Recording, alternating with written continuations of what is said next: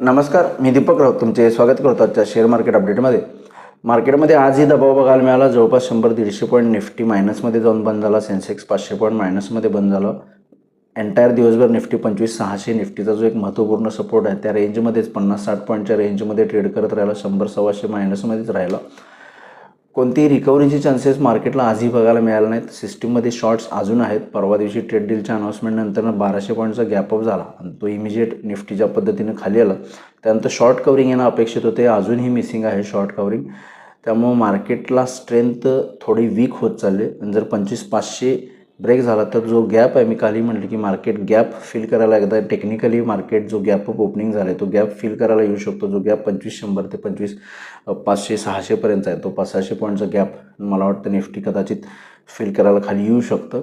कारण ते मजबूतीचं sine market जे अपेक्षित आहे ट्रेड डीलच्या अनाउन्समेंटनंतर दाखवायला हवं होतं ते शॉर्ट कवरिंग रॅली झालेलं नाही आहे आणि फर्दर हायर लेवल्स यायला मार्केट सक्षमरित्या नाही आहे. स्ट्रेंथ दिसत नाही आहे मार्केटमध्ये. त्यामुळे मला वाटते जर महत्त्वपूर्ण सपोर्ट 25,500 ब्रेक झाला तर निफ्टी परत पुन्हा 2500-200 पर्यंत एकदा येऊ शकते खाली आणि त्यानंतर वरती जाण्याचं परत पुन्हा एक अटेम्प्ट होऊ शकतो. त्यामुळे थोडंसं कॉशियस राहणं गरजेचं आहे. उद्या RBIची पॉलिसी आहे त्यामुळे सुद्धा मार्केटचा वेट अँड वॉच आहे. Ahead of RBI policy market दबावात राहिलं. RBIचे फोरकास्ट बजेटनंतर जे कशा पद्धतीचे येतात फर्दर ग्रोथला घेऊन आणि इन्फ्लेशनला घेऊन, खास करून त्यावर इन्फ्लेशनच्या फोरकास्टनुसारच व्याजदराची आकडेवारी निश्चित होईल. त्यामुळे मार्केटचं थोडंसं लक्ष उद्याच्या होणाऱ्या RBI पॉलिसीकडे आहे. त्यामुळे थोडंसं पॉलिसी असल्यामुळे थोडंसं उद्या कॉशियस राहणं गरजेचं आहे.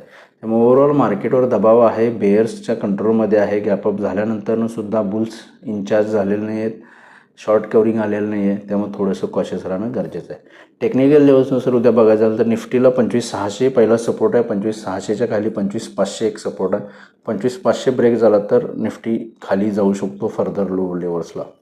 हायर लेवलला 25,700च्या वर गेला तर 25,800-850 पर्यंत जाऊ शकतो. 25,800-850 एक स्ट्रॉंग रेजिस्टन्स झोन आहे निफ्टीला, जो आपण गेल्या वीकमध्ये कालही आपण म्हटलं की आज 25,850च्या आसपास रेजिस्टन्स आहे आणि 25,700च्या खाली 25,600 पण येऊ शकतो. आज 25,600च्या आसपास एंटायर दिवसभर ट्रेड करत राहिला. सपोर्ट घेण्याचा प्रयत्न केला पण स्ट्रेंथ आली नाही वरती रिकव्हरीसाठी.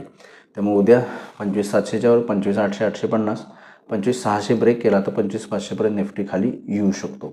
बँक निफ्टीमध्ये सुद्धा 60,000च्या खाली आला तर 59,700 पर्यंत बँक निफ्टी खाली येऊ शकतो. 59,700 एक स्ट्रॉंग सपोर्ट आहे पण 59,700 ब्रेक झाला तर बँक निफ्टीमध्ये फर्दर लोअर लेवल्स कदाचित बघायला मिळू शकतात. त्यामुळे थोडंसं कॉशियस राहणं गरजेचं आहे. हायर लेवलला बँक निफ्टीमध्ये 60,500च्या आसपास स्ट्रॉंग रेजिस्टन्स आहे. गेले 2 दिवस आपण तिथं रेजिस्टन्स फेस होते. त्यामुळे बँक निफ्टीमध्ये सुद्धा जवळपास 1,000-1,200 पॉईंटचा जो गॅप आहे. उद्या RBIची पॉलिसी आहे. जर पॉलिसीमध्ये काही फारसं घडामोडी नाही झालं तर कदाचित बँक निफ्टीकडे लक्ष ठेवणं गरजेचं आहे.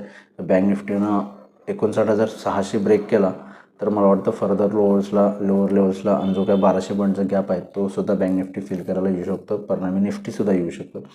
उद्या RBIची पॉलिसी कशा पद्धतीने येते आणि त्यानंतर मार्केटची रिॲक्शन कशी आहे आणि ह्याच्या मेजर सपोर्ट लेवल आहेत 25,500 निफ्टीमध्ये आणि 59,700 600-700 बँक निफ्टीमध्ये. त्याचं प्रोटेक्ट राहिलं तर थोडंसं रिकव्हरी येऊ शकते. हे सपोर्ट ब्रेक झाले तर फर्दर लोअर लेवल्स येऊ शकतात. या अनुषंगानं तुम्ही थोडंसं उद्या कॉशियस राहून ट्रेड करू शकता. आज NSEमध्ये 964 शेअर्स वाढले, त्याबद्दल 1946 शेअर्स पडलेत. निफ्टीमध्ये 18 शेअर्स वाढले, त्याबद्दल 32 शेअर्स पडलेत. पडणाऱ्या शेअर्सची संख्या जास्त आहे ना. सेक्टर इंडिसाइजमध्ये सुद्धा ब्रॉड बेस सगळ्या सेक्टरमध्ये सेलिंग आहे.